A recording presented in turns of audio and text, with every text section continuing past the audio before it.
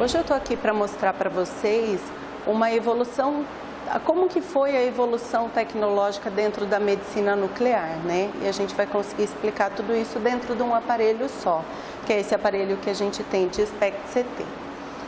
No começo da medicina nuclear, as gama-câmaras, elas eram feitas só de uma cabeça. Então eu tinha uma cabeça que passava pelo paciente, adquiria a imagem e depois a gente colocava ela embaixo e o paciente passava e a gente adquiria uma imagem plana, como se fosse um raio-x. Na evolução surgiram as gamas de duas cabeças e elas conseguem escanear o paciente numa passada só. Então eu consigo ter imagens planas em uma passada só, na visão anterior e na visão posterior desse paciente.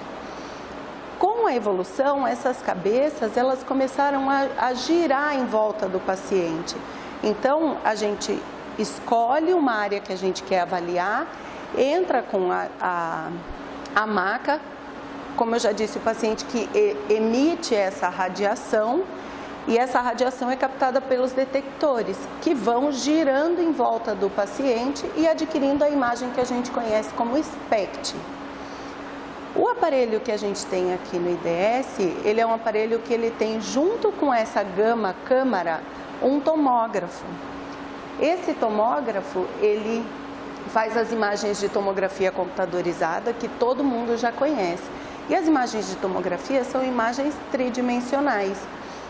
Como a gente consegue com essas duas cabeças fazer a imagem do SPECT, a gente consegue fundir as imagens do SPECT com as imagens do tomógrafo. A gente pode até pensar se, eu não consigo numa gama-câmara girar e fazer uma imagem de SPECT, pegar uma tomografia de outro aparelho e fundir as duas imagens. Realmente a gente consegue fazer isso, mas não com tanta precisão.